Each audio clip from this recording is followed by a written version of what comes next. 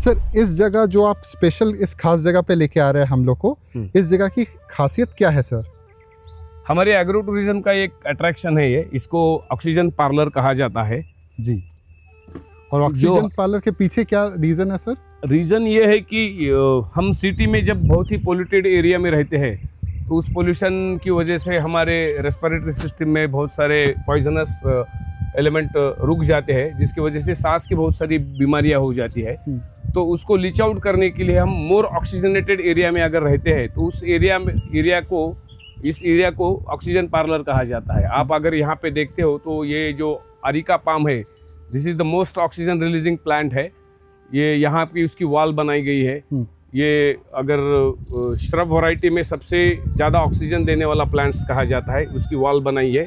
और ऐसे 10 ये प्लांट्स है, इंडोर प्लांट्स है जो ज़्यादा से ज़्यादा ऑक्सीजन देते हैं। उसके साथ हवा में जो भी पॉइजनस एलिमेंट है, जैसे कि मोनोऑक्साइड है, सल्फर डाइऑक्साइड है, उसके बाद कार्बन डाइऑक्साइड है या फॉर्मल्डिहाइड है, उसको एब्जॉर्ब कर देते हैं। और उस एब्जॉर्ब करके आजू बाजू का जो एरिया है, पेरिफेरी का एरिया है, उसको मोर ऑक्सीजनेटेड बना देते हैं। इसलिए इसको नाम हमने ऑक्सीजन पार्लर दिया है। यहाँ की ऑक्सीजन पार्लर का जो सैनिटाइजेशन है, वो सैनिटाइजेशन गोबर से किया है, जो लोकली है। और इसको इस तरीके से डिज़ाइन बनाया है कि जो गर्म हवा रहती है वो ऊपर चली जाती है, और ऊपर जो पॉलीथीन बिठाई हमने वो यूवी स्टेबलाइज पॉलीथीन है, जो यूवी रेज ऊपर निकल जाते हैं और सनलाइट नीचे आ जाती है। यहाँ पे काफ़ी अच्छा महसूस कर सकते हो। जो आर्टिफिशियल ऑक्सीजन बूथ रहता है उसमें अगर हम 10-20 मिनट रहते हैं तो उस 10-20 मिनट के बाद अपने को अनईजी फील हो जाता है। लेकिन ये जो नेचुरली ये जो प्लांट से बनाया ऑक्सीजन पार्लर है, इसको आप दिन भर भी यहाँ पे रहते हो तो आपको कोई अनईजी फील नहीं होता है, क्योंकि नेचुरल है, नेचर के साथ है, नेचर का ऑक्सीजन आप ले रहे हो। इसलिए आपको बहुत अच्छी, और मेडिटेशन के लिए भी बहुत अच्छी जगह है। बहुत सारे लोग यहाँ पे आके सुबह सुबह अपना मेडिटेशन करते हैं, तो मेडिटेशन भी यहाँ पे बहुत अच्छा है। जी सर। ये रेन डांस का एरिया है, इसको भी हमने ज़्यादा से ज़्यादा कोशिश की कि जितना भी प्लांट्स के साथ रेनी रखा है, इसको प्लांट्स के साथ ही रेन डांस किया जा सके, इसलिए आजू बाजू में इसके झाड़ लगाए हैं हमने। जी। ये डाइनिंग हॉल है, यहाँ पे ऑलरेडी एट ए टाइम 25 से 30 लोग यहाँ पे खाना खा सकते हैं। ये भी बाम्बू की थीम से ही बना है। यहाँ के बाम्बू के टेबल्स है, बाम्बू की चेयर्स है। हम लोग यहाँ आपको वो एक्सक्लूसिव जानकारी देते हैं जो इंटरनेट पे आपको कोई भी नहीं दे सकता, और इसीलिए हमारे इस YouTube चैनल को अभी के अभी आप जरूर सब्सक्राइब करें, और इसके साथ साथ बेल वाला आइकन भी प्रेस करें, ताकि ऐसे ही अच्छी जानकारियां आप तक सबसे पहले पहुंचती रहे। अब बढ़ते हैं आगे। बाय द वे, अगर आपने हमारा पिछला एपिसोड नहीं देखा है तो मैं आपसे रिक्वेस्ट करूंगा कि आप हमारे YouTube चैनल में प्लेलिस्ट में जाके देखिए हमारे पिछले एपिसोड को। ये मैं आपको इसलिए बता रहा हूं जस्ट टू मेक श्योर कि आप हमारा पिछला वाला एपिसोड, जो कि इतना वैल्यूएबल है, आप गलती से मिस ना कर जाओ। चलिए, ये तो बात हो गई पिछले एपिसोड की, लेकिन अब इस नए एपिसोड में आपको क्या देखने के लिए मिलेगा, चलिए अब यहां से हम शुरू करते हैं। जैसे कि आप यहाँ पे देख पा रहे हैं, यहाँ पे चिल्ड्रंस प्ले एरिया भी सर ने रखा हुआ है। तो यहाँ पे सारी चीज़ें हैं। मेरे पीछे अगर आप देखेंगे, सर चिल्ड्रंस प्ले एरिया अपने फार्म में सर ने बिठाया हुआ है। और यहाँ पे कहा जाए क्या है सर, यहाँ पे ये मंदिर है खंडोबा करके, लोकल खंडोबा। ओके, लोकल देवता होंगे ना।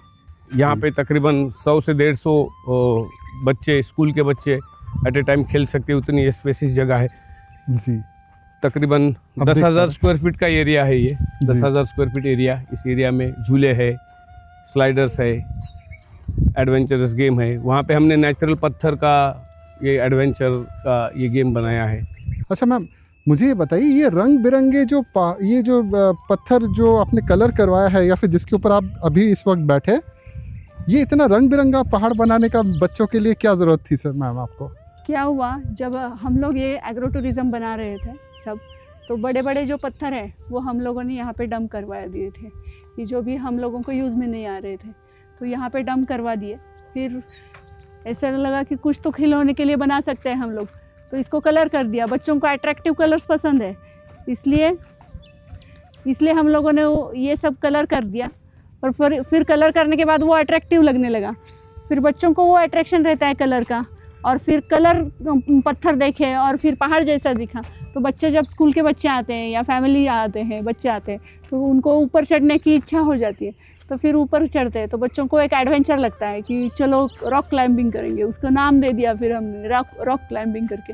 वो उनको ऊपर तक जाते हैं और उनको बहुत मज़ा आ जाता है कि चलो हम लोग इतना ऊपर आ गए करके फ़ोटो निकालते, बस हो गई एंजॉयमेंट और रॉक क्लाइंबिंग हो गया। जी, इसका मतलब क्या है मैम कि बिना बच्चों को खतरे में डाले भी आप उनको एक मतलब एक क्या बोलते हैं, एक अचीवेबल चैलेंज दे रहे हैं जिसमें वो आराम से चढ़ के अपने आप को top of the world feel कर सके। और फिर ऊपर जाके फोटो निकालते तो बस मैं चढ़ गया मम्मा करके खड़े होके फोटो निकालते, बस खुश हो जाते हैं और कॉन्फिडेंस बढ़ जाता है उनका। जी अच्छा मैम, इस फार्म का जो जिसको आप डेमो प्लॉट बोलते हैं, जहाँ पे आपने ये सारी खेती करके रखी है, इसकी खासियत क्या है मैम? ये जो है ये डेमो प्लॉट है जी, जो ट्रेडिशनल फार्मिंग के लिए बच्चे जब आते हैं या लोग आते हैं उनको दिखाते हैं कि ट्रेडिशनल फार्मिंग ये तो हो गया हाईटेक फार्मिंग का होता है, लेकिन ट्रेडिशनल फार्मिंग कैसे होता है, उसको कैसे लगाया जाता है, वो कैसे उग के आते हैं, ये सब दिखाने के लिए ये किया है। और ये सब जब उगता है, ये जो आप देख रहे हैं, ये बच्चों को पता नहीं है, सिटी के बच्चों को, कि ये क्या है, ज्वार है, बाजरी है या मक्का है, ये कुछ पता नहीं है। तो उनको बताते हैं कि ये ज्वार है, वो मक्का है, ऐसे करके बताए तो उनको डिफरेंस समझ में आता है उनको, इसलिए ये डेमो प्लॉट लगाया वाला है। और ये जो जब आता है तो उसको जब दाना आ जाता है, यानी वो कणिस बोलते हैं उसको, तो ज्वार आ जाता है, तो वो खाने के लिए यूज़ हो जाता है ज्वार। और फिर ये जो है वो जानवरों को, गाय है हमारे पास, बैल है, तो उनको खाने के लिए हरा चारा हो जाता है, तो फिर उनको वो खाने के लिए दे देते हैं, तो डबल यूज़ हो जाता है। बच्चों को दिखाते हैं ट्रेडिशनल फार्मिंग और अपने कैटल फूड भी हो जाता है, और हमारे खुद के लिए ज्वार या बाजरा जो भी है लगाते वो भी खाने के लिए हो जाता है। तो फिर तीनों तरफ से प्रॉफिट में आ जाते हैं, फायदा हो जाता है। इसका मतलब उगाओ, दिखाओ और कमाओ ऐसे हो जाता है दोनों। और ये इसलिए ये प्लॉट ऐसे बना के रखा है हमने 5 गुंठे का। जी, वैसे मैम ज्वारी का जो कच्चा जो मटर जैसा जो दाना निकलते हैं, महाराष्ट्र में फेमस है ना हुडा पार्टी के लिए। हाँ, उसी से ज्वार बनता है। हुडा का जो दाना रहता है उसी से वो जब पक जाता है, जब धूप बढ़ जाता है तो धूप जब बढ़ जाता है तो वो ज्वार हो जाता है। धूप जब कम रहता है, ठंडी का मौसम रहता है, तो वो हुरडा हो जाता है। उसको घिस के जब देते हैं चटनी के साथ तो वो हुरडा करके खाते हैं। पिकनिक टाइप हो जाता है। जी मैम।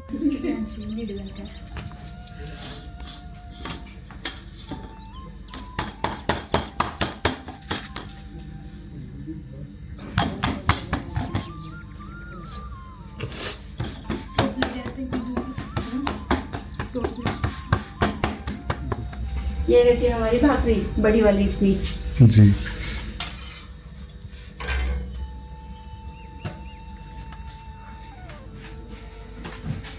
इसमें भी पानी लगाया जा रहा है। पानी लगाया जा रहा है।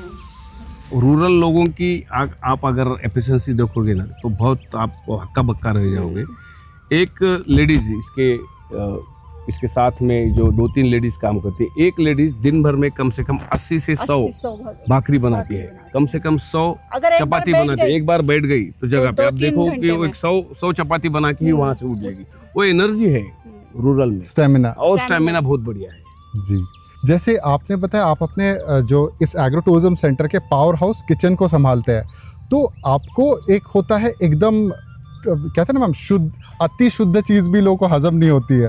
तो आपने इन दोनों के बीच में एक शहरीकरण और दूसरा गांव का जो रूरल लाइफ है, इन दोनों के बीच एक समन्वय बिठाने के लिए आपने क्या कस्टमाइजेशन की खाने में, फूड कल्चर, एग्रीकल्चर, ये सबको मिला के कैसे आपने अपने फार्म का जो किचन का प्रोडक्ट डिज़ाइन किया, वो थोड़ा सा मुझे बताइए मैम, इसका जर्नी कैसा था? मेन्यू जो है वो महाराष्ट्रियन मेन्यू किया था। जो भी यहाँ की लेडीज़ लोगों को बनाना आएगा, जो मैं उनको सिखाऊंगी, उनको पनीर और ये सब पसंद, उनको आता भी नहीं है और हम लोग देना भी नहीं चाहते थे पनीर और ये सब।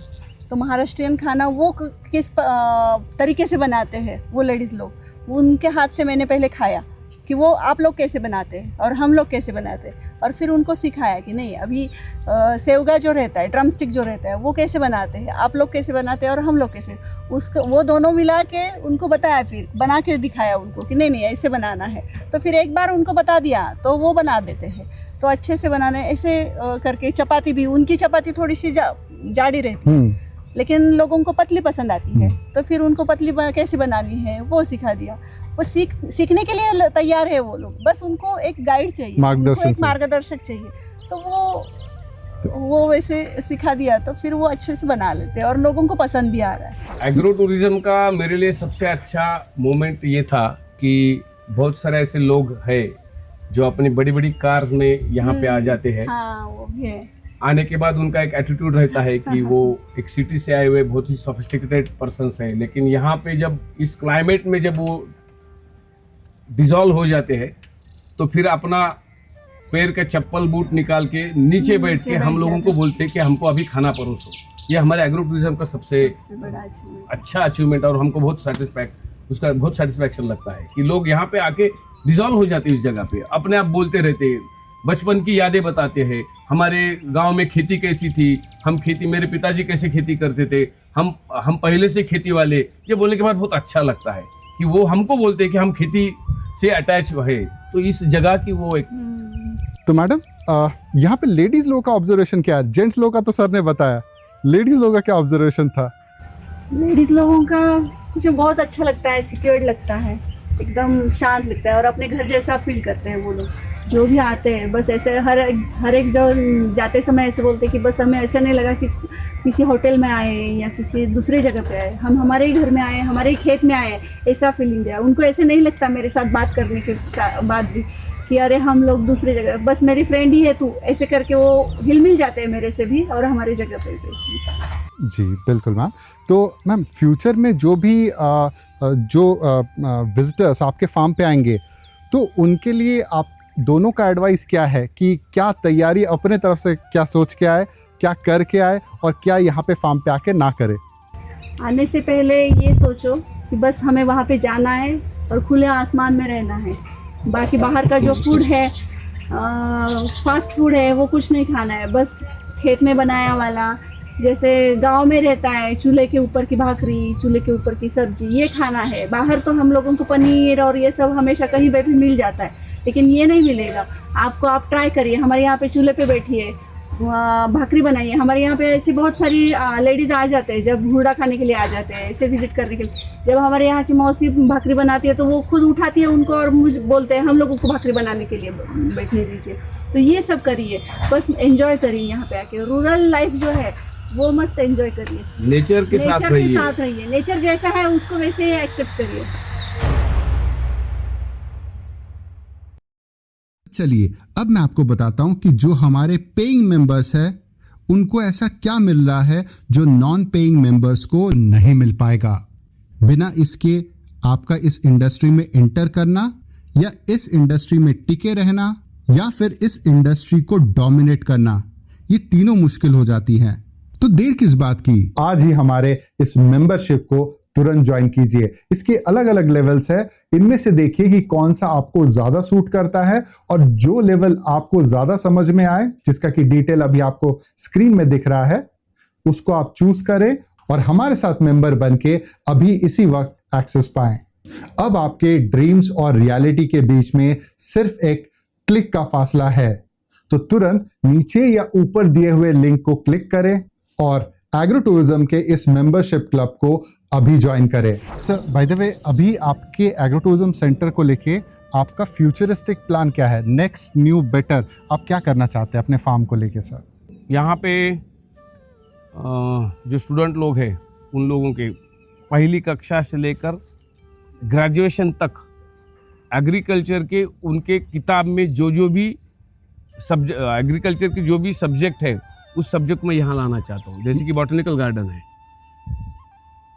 जैसे कि बहुत सारे पंछी है, उस पंछी का इंट्रोडक्शन किताबों में है, मैं यहाँ पे वो सब लोगों को दिखाना चाहता हूँ। मतलब जो थ्योरी में है वो वो प्रैक्टिकली थ्योरी में है, यहाँ पे प्रैक्टिकल में दिखाना चाहता हूँ कि थ्योरी में बताया जाता है कल्टीवेशन प्लगिंग ऐसा किया जाता है, उसको मैं यहाँ पे बताना चाहता हूँ एक डेमो प्लॉट करके। यहाँ पे वेजिटेबल कल्टीवेशन कैसे किया जाता है, यहाँ पे फ्लोरिकल्चर का कल्टीवेशन कैसा किया जाता है, जो किताब में है उसको यहाँ पे दिखाना चाहता हूँ। वो रूरल कल्चर और एक जॉइंट वेंचर जो है रूरल कल्चर और सिटी का एग्रीकल्चर का, तो वो एग्रीकल्चर का और रूरल का वो भी दिखाना चाहता हूँ जी। वैसे आज का ये जो एग्रो टूरिज्म है सर, ये कहाँ पे बेस्ड है? ये बेस है छत्रपति संभाजी नगर के नज़दीक, एक 7-8 किलोमीटर, जहाँ पे बहुत हिली एरिया है और ये ग्रामीण कल्चर के लिए ज़्यादा से जाना जाता है। यहाँ खेती की जाती है। यहाँ पे हमारा रेणुकाई एग्रो टूरिज्म है। ओके, तो सर यहाँ पे आप लोग दोनों एज अ मतलब टीम कैसे करके ये फार्म को आगे लेके आए हैं, थोड़ा सा शॉर्ट में बता दीजिएगा। सबसे पहले ये प्रोजेक्ट करने से पहले हम यहाँ पे ग्रीन हाउस और पॉली हाउस का कल्टीवेशन करते थे। अभी भी हम ग्रीन हाउस और पॉली हाउस का कल्टीवेशन करते हैं। ये करते समय बहुत सारे लोग यहाँ पे विजिट करने के लिए आते थे और विजिट करते समय वो हमको पूछते थे कि यहाँ पे हमको कुछ ग्रामीण जो रहता है खाना मिलेगा क्या, जैसे कि भाकरी रहती है, यहाँ का लोकल का जो सब्जी रहता है वो सब्जी मिलेगा क्या, और उसको पसंद करने लगे। तो फिर हम दोनों ने ये मन में सोच लिया कि लोग अपने यहाँ पे विजिट करने के लिए आते ही है। यहाँ के फ्लोरिकल्चर का प्रोजेक्ट है मेरा, जहाँ पे विजिट करने के लोग आते हैं, तो उन लोगों का ऐसे अगर हम सेवाएं दे देते हैं कि यहाँ का रूरल जो खाना है, रूरल खाना उनको अगर दिया जाता है तो लोग ज़्यादा पसंद करने लगे। तो उस बेस से हमने यहाँ पे हुडा पार्टी स्टार्ट की। तो हुडा पार्टी में इतना अच्छा रिस्पांस मिल गया कि लोग हमको सैटरडे संडे के लिए हमको फ़ोन करके बोलने लगे कि हम अगले संडे आने वाले हैं, सैटरडे आने वाले हैं। और फिर हमारे मन में आ गया कि अगर ऐसे लोगों का रिस्पांस है तो क्यों ना हम एक रूरल कल्चर अपने एग्रो टूरिज्म के माध्यम से लोगों को बताएं, और इसका फिर हम स्टार्ट किए। फिर मुझे यहाँ पे होटल नहीं करना था, होटल का फील नहीं देना था, और कल्चर भी मेंटेन करना था, कल्चर भी दिखाना। तो इन बिटवीन फिर मैंने बाम्बू का थोड़ा स्टडी किया, बाम्बू के कॉटेजेस के बारे में थोड़ा जानकारी ली, कुछ प्रोजेक्ट देख के आया। फिर मैं आसाम चला गया, आसाम में मैंने कुछ बाम्बू के कुछ वहाँ पे स्पेसीज देख लिए जो हमारे कल्चर में, हमारे टेम्परेचर में सस्टेन कर सके। तो हमने सोच लिया कि क्यों ना हम इस रूरल कल्चर को, जो सिटी के लोग हैं उन लोगों को दिखाए अलग अलग तरीके से। तो सबसे पहले हमने बाम्बू कॉटेजेस का डिसाइड किया। बाम्बू कॉटेजेस के लिए हमने बाम्बू आसाम से लाए, बाम्बू कॉटेजेस बनाने वाले लोगों को भी बुलाया, और यहाँ पे बाम्बू के हमारा जो प्रोजेक्ट है रेणुकाई एग्रो टूरिज्म, तो फिर हमने बाम्बू कारीगर भी बुलाए, बाम्बू का कॉटेजेस करके लोगों को यहाँ पे अट्रैक्ट किया। तो बहुत अच्छा रिस्पांस अभी यहाँ पे मिल रहा है जी। वैसे सर यहाँ पे मैडम का कंट्रीब्यूशन कैसे आप अपने प्रोजेक्ट में देख रही है? एब्सोल्युटली मैडम का ही कंट्रीब्यूशन है, क्योंकि ये प्रोजेक्ट जो रहता है लोगों को एक हॉस्पिटैलिटी चाहिए, एक अपनापन चाहिए। वो अपनापन हम दोनों देते, उसमें इनका बहुत बड़ा कंट्रीब्यूशन रहता है। और सबसे बड़ा ये कि ये किचन संभालती है। यहाँ पे मैं आपको आपकी जानकारी के लिए बता दूँ, यहाँ पे जो खाना बनता है वो रूरल जो स्पाइसेस रहते हैं, रूरल जो मसाला रहता है, ग्रामीण मसाला बोलते हैं, उसी से बने जाते हैं। कोई किसी रेडीमेड मसाला नहीं रहता है। हाँ, रेडीमेड मसाला नहीं रहता है। तो अभी हम लोग क्या करेंगे, अभी तो ये सब छोटा सा इनिशियल इंट्रोडक्शन था, लेकिन अभी इसके डेप्थ में हम लोग चलेंगे इस एग्रो टूरिज्म सेंटर के अंदर, और एक एक बिट्स एंड बाय पीसेस हम लोग आपके साथ शेयर करते रहेंगे। कि देखिए, कहते हैं ना कि नई नई शादी हुई है, 1 साल हो गए हैं, शादी का लाइफ कैसा जा रहा है, पहले कैसा था, अब कैसा है, और फ्यूचर में कैसा देख रहे हैं, वो सारी स्टोरी आज हम लोग इस वीडियो के माध्यम से आपके लिए लेके आ रहे हैं। तो चलिए फिर आगे बढ़ते हैं जी। अगर आपके पास खुद का खेत है और उस फार्म से आपको कुछ सही मिल नहीं रहा है, तो आज का वीडियो कंप्लीटली देखिएगा ज़रूर, क्योंकि आज मैं आपको दिखाने वाला हूं कैसे एक साधारण किसान अपने सिंपल से खेत को एक एग्रो टूरिज्म सेंटर में जब कन्वर्ट करता है तो क्या होता है, किस तरीके का सेटअप है और कितनी कमाई होती है। ये सब कुछ आज हम लोग इस वीडियो के माध्यम से समझेंगे। वैसे ये वीडियो उन लोगों के लिए भी वरदान है जो नेचर लवर है और फार्मिंग एंथुसियास्ट है। तो आज के इस वीडियो में कैसे आप अपने खेत से एक नया, यूनिक और मीनिंगफुल फार्मिंग बिजनेस सही से शुरू कर सकते हैं और खेती बाड़ी से जुड़ के कुछ कर गुजरना चाहते हैं, अपना साइड इनकम या एक्स्ट्रा इनकम का भी रास्ता आप खोलना चाहते हैं। आज हम इस फार्म के वर्चुअल टूर के माध्यम से समझेंगे कि कैसे एक फार्म को एक एग्रो टूरिज्म डेस्टिनेशन में कन्वर्ट किया भी जा सकता है, और इसीलिए आज के इस पूरे वीडियो में बने रहिएगा।